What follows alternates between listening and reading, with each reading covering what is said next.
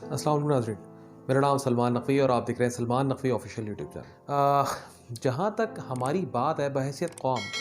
مجھے ایسا محسوس ہوتا ہے کہ ہم ایک بحث قوم ہیں۔ ہم بحث کیوں ہیں؟ بیکاز کہ ایک وقت تھا کہ جب پورے پاکستان کے اندر اگر کوئی واقعہ کوئی سانحہ پیش آیا کرتا تھا تو اس کے اوپر پوری قوم افسردہ ہو جایا کرتی تھی،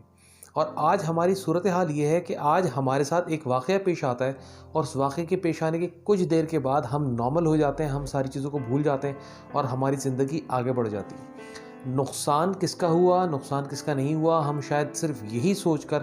جب نقصان کی بات آتی ہے تو اپنے آپ کو تسلی دے لیتے ہیں اور ہم یہ سوچ کر سکون میں آ جاتے ہیں کہ چلو شکر ہے نقصان ہمارا نہیں ہوا یا ہمارے ساتھ کچھ برا نہیں ہوا، اور اس کے بعد ہم آگے بڑھ جاتے ہیں اور شاید پھر اگلے واقعے کا، اگلے حادثے کا، اگلے سانحے کا انتظار کرتے ہیں۔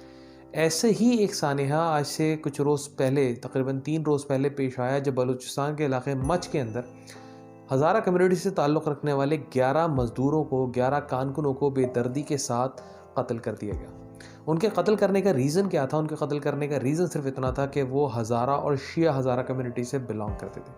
پاکستان کے اندر ایک معاملہ، پاکستان کے اندر اگر کسی شخص کو 12,000 15,000 روپے کی نوکری ریکوائرڈ ہے تو اس کے لیے اس شخص کی کوالیفیکیشن گریجویشن ہونا ضروری ہے، لیکن اس ملک کے اندر وہ شخص جو وزیر بنے گا، جو وزیر اعظم بنے گا،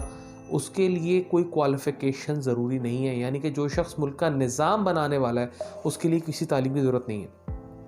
اسی طریقے سے وہ شخص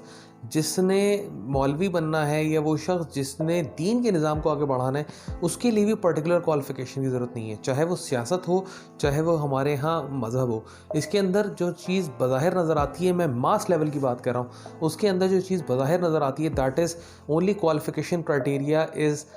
موروثیت، جس کو ہم انہیریٹنس کہتے ہیں۔ اگر ایک سیاستدان ہے تو اس کا بیٹا جو ہے آگے بڑھ کر سیاستدان بنے گا، آگے چل کر سیاستدان بنے گا اور اپنی سیاسی جماعت اور شاید ملک کے اوپر وہ ٹھیکیداری کرے گا۔ اور اگر کوئی شخص مولوی ہے تو اس کا بیٹا بھی آگے چل کر وہ مولوی ہی بنے گا اور وہ پھر دین کا ٹھیکیدار بن جائے گا۔ اور ایسے ہی کچھ دین کے ٹھیکیدار ہیں جو پاکستان کے اندر جو ہے وہ نفرت کے اور تکفیریت کے فتوے بانٹتے پھرتے ہیں، اور انہی تکفیریت کے فتووں کا نتیجہ ہے کہ جو ہمارے ہاں ایک نفرت کا ماحول پھیلا ہوا ہے۔ پچھلے 30 سالوں میں، 40 سالوں میں ایک چیز سنتے ہیں کہ پاکستان جو ہے دہشت گردی کی لپیٹ میں۔ میں ایک چھوٹی سی بات کہتا ہوں، پاکستان دہشت گردی کی لپیٹ میں کم ہے، پاکستان نفرت کی لپیٹ میں زیادہ ہے۔ وہ ملک جس کے اندر پچھلے 40 سالوں سے دہشت گردی کے خطرات منڈلا رہے ہیں، اس ملک کے اندر، اس ملک کے لوگوں میں نفرت کے ایلیمنٹ کو کم کرنے کے لیے ان 40 سالوں میں کسی بھی گورنمنٹ نے کیا اقدام اٹھایا؟ میرا سوال صرف اتنا ہے۔ ہمارے ہاں بے حسی کا عالم یہ ہے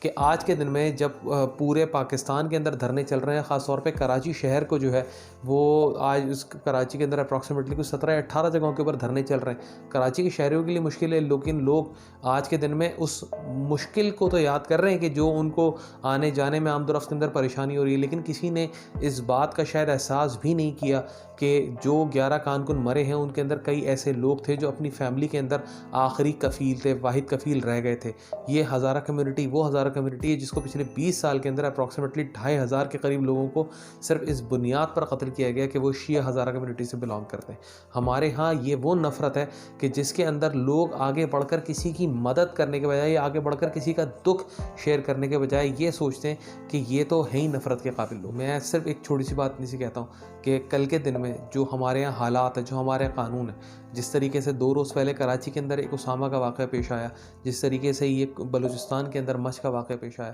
کل کے دن میں کیا ہم اس بات کا انتظار کرتے ہیں کہ کل کے دن میں ہمارے ساتھ بھی کوئی واقعہ پیش آئے تو ہم جا کے اس کے خلاف آواز اٹھائیں گے؟ اس بات کو ذرا سوچیے، اور ہو سکے تو اس ویڈیو کو شیئر کریں۔ Thank you so much.